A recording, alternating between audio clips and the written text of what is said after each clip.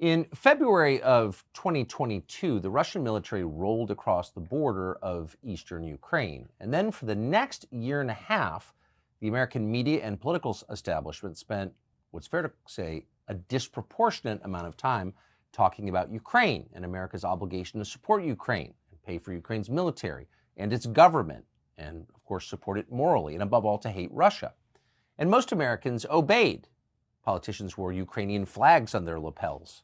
American citizens put Ukrainian flags on their mailboxes and on their bumper stickers. But one thing most Americans didn't get a lot of was actual news from Ukraine. What was it like to live there? What was happening inside that country that we were supporting and paying for? Well, you couldn't really know because there's virtually no coverage of it. But on social media, there were a few people reporting in what seemed like a pretty honest way from within Ukraine. And one of them was an American citizen called Gonzalo Lira. He'd lived in Ukraine for quite some time, and he posted, particularly on Twitter, his accounts of what life was like there and his view of how the war was going. And so for people who are interested in what was happening, he was worth watching. Here's one of his reports. The Russian economy is sailing on, sailing on. European economy, people are starting to die of hypothermia in the UK because they don't have access to the cheap energy of Russia from before. See? And so everything that the West has thrown at the Russians has boomeranged right back at them. And so now they're panicking and they're trying to figure out a way out of this situation. And they figure that if they throw more tanks, it'll help. It won't help. The Ukrainians, rather, they had something like 2,000 tanks before the start of this conflict. You think a couple of hundred now is going to help? I mean, why are they asking them? Because those 2,000 tanks are gone. That's basic, And so what, a couple of hundred, maybe 300 tanks, is that going to change the outcome of the conflict? No, it won't. The Russians are just going to destroy them.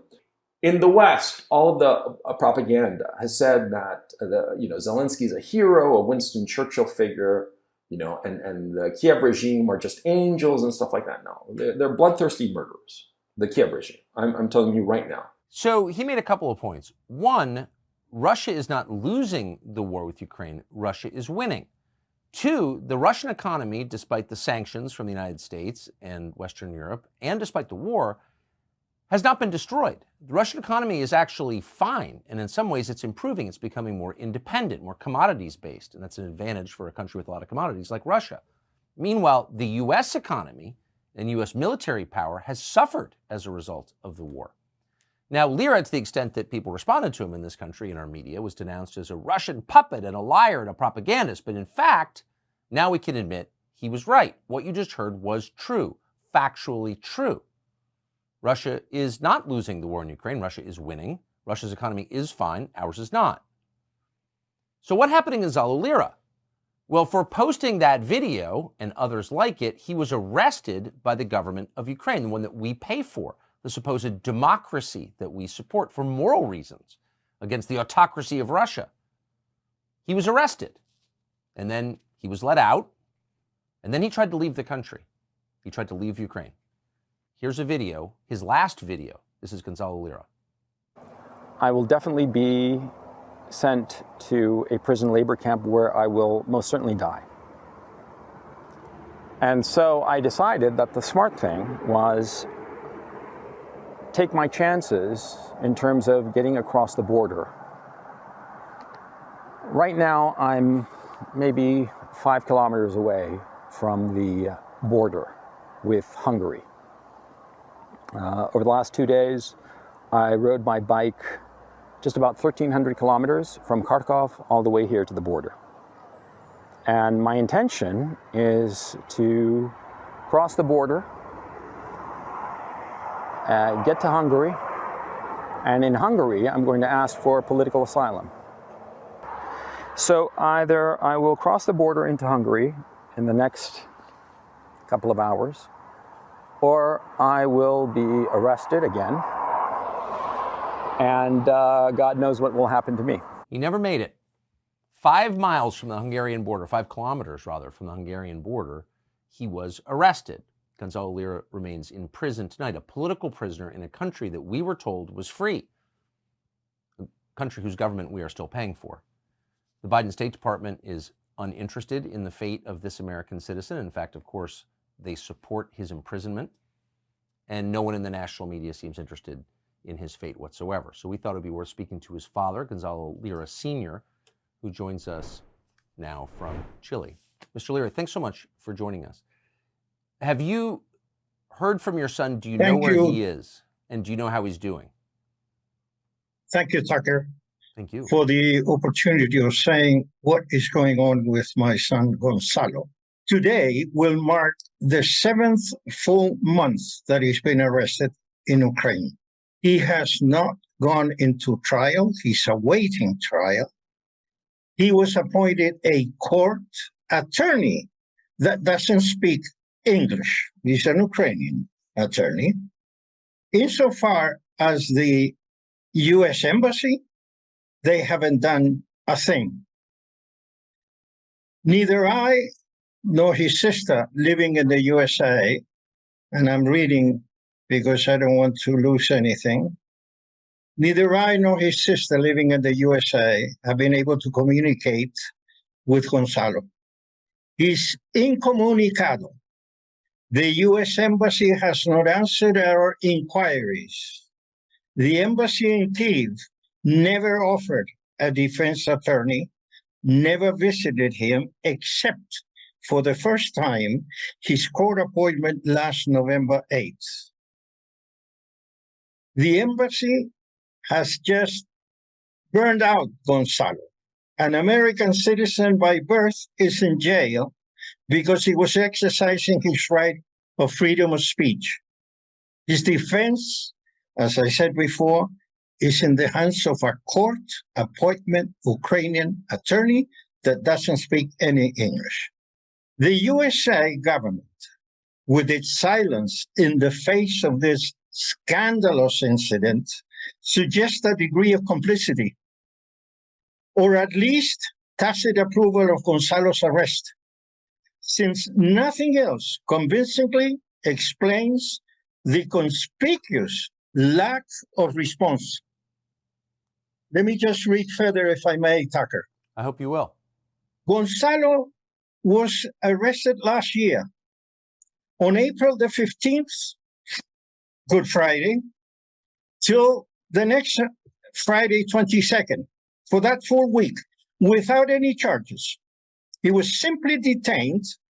They stole all of his equipment. He couldn't continue working after he was released for at least 2-3 weeks, trying to obtain equipment to continue. His criticism of Zelensky's Nazi regime, supported by the US government, by Mr. Biden, who makes, he is making gargles, that we have to defend democracy. What democracy? Ukraine has never had democracy, let alone today with this man Zelensky. He's a well-known dictator. They were going to have elections, Tucker, and they canceled those elections. During the Vietnam War, there were elections in South Vietnam, in the middle of the war, Tucker, if you remember. I do remember. I lived those years in the USA. Let me say more. Last April 27th of this year, Gonzalo put on a web video, this time, and for the first time, Tucker, heavily criticizing Joe Biden and Kamala Harris. 4 days later, the Zelensky police detains Gonzalo through that terrible, sinister Gestapo called SPU. My thinking is that the Democratic Party establishment will try to get rid of Joe Biden and shoehorn in Kamala Harris. Because Kamala Harris, make no mistake about it, she's an idiot. I seriously believe that she has under 90 IQ points. She is so stupid. Isn't it odd, Tucker, that 4 days later, after condemning Joe Biden and Kamala Harris, Gonzalo is arrested? Why was he not detained earlier? When he was let go the previous year, May 22nd of last year, Gonzalo continued the same language, the same criticism against the war. He predicted from day one, practically, that Ukraine would never win a war against Russia. He also said, this is going to bleed the USA and the NATO countries, holding on for Ukraine to hold a battle with Russia, which will never be won, will never be, successful. Did the State Department, Tucker, give the green light to Zelensky to put my son in jail? This is something that it is unbelievable. I mean, the obvious conclusion is if the U.S. government is approving and maybe even encouraging what happened to your son, a man being thrown into prison to die because he criticized the regime, if they're okay with that in Ukraine, why wouldn't they be okay with that in the United States? I really don't understand. It just puzzles me. It just puzzles me also with the prompt defense of the reporter, the Wall Street Journal reporter that was detained in Russia. Well, he was really exchanging military secrets. And my goodness, the way they were defending this man, I don't even know if he's a U.S. citizen. But anyway, his name, I wrote it somewhere. Totally different to Gonzalo. No one from the U.S. Embassy is defending my son. He lived in the U.S. all of his life. He's a Dartmouth graduate.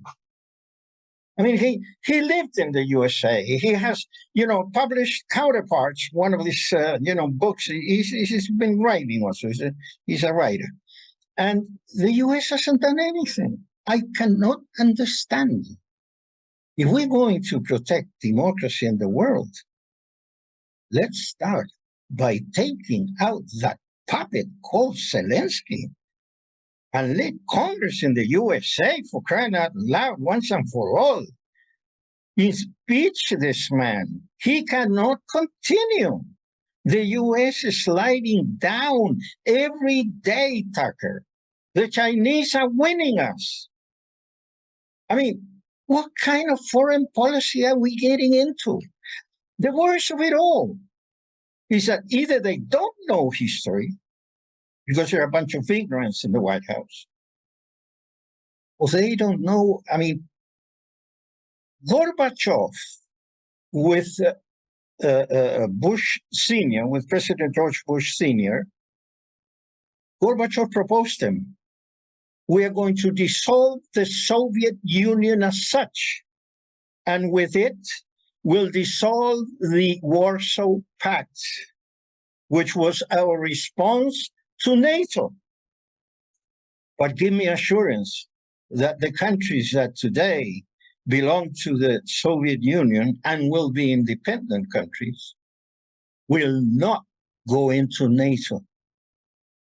Putin, the only thing was asking Tucker was not to have Ukraine enter the NATO alliance.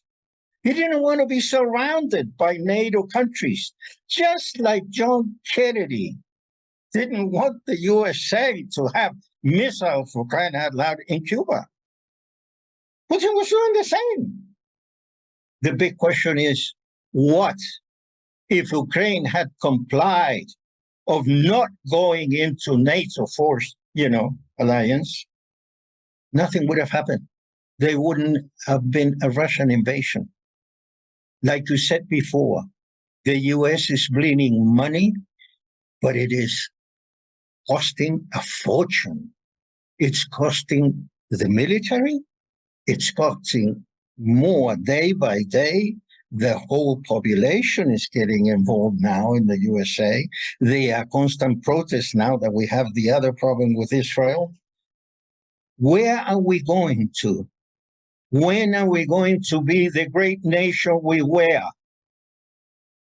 Or is it too late, Tucker? We have to change the government. This man cannot continue with this policy in the world. It's the wrong policy. The world is beginning to hate the USA because they see the USA and the sign is military weapons, war. Years back, the protector of the small countries, Tucker. I lived those years. Second World War, thank God for the USA. It was England's and Europe's savior. Well, what happened to that country? This that is happening to my son is a victim of this Biden government and his relation with that puppet Zelensky. Zelensky is a man that has made opponents, political opponents, disappear. Gonzalo published 2 years ago a list, I think it was 12 or 13 individuals that had disappeared. They were tortured and then, killed. And Gonzalo said, if I'm off the air for more than 24 hours, add me on the list. He's a brave man, telling the truth all along.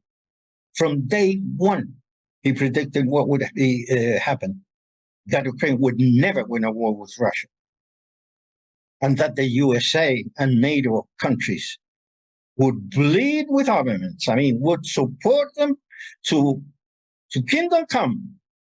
But what is the cost now? 115 billion is what I heard, at least the USA giving Ukraine. Can you imagine 115 billion in education, in health, in the USA? We have poverty. We have a high percentage of poverty, Tucker. We didn't have homeless in my years. The best years, in my view, 50s, 60s, and the beginning of the 70s. I lived those years, the 60s. So America was a fantastic country. I want the USA to come back to be the savior of the world, to be the grandfather that helps, that is constantly watching out. Not the one who's making wars around the world, supporting dictators, cheap people like Zelensky. This is the worst, Tucker, believe me. I've read a lot about what's going on. I see bloggers like my son, the George Galloways, Christophorus. There's a whole bunch, Duran. I read, I get involved, and I've seen that we're going down. We are having terrible policies in the USA, and this cannot continue. I want you, please, Tucker, you're a man that is heard in the USA. That is power. Information is power. You have it. Make something out of this, please. As a 80-year-old father who's really fighting for his 56-year-old son, help me. Give me a hand. Well, I think you're helping him by what you just said, Mr. Lira, and I'm grateful to hear it, and I'm confident that when people step back and listen to what you're saying without emotion, they'll see that we've made a terrible mistake. And we're really hoping that your son is out soon, and I hope that you will keep us informed about what the State Department does. I hope this pushes them. Thank you. John Deere people say the news is full of lies. Kennedy's motorcade. 239 people. The death of Jeffrey Epstein.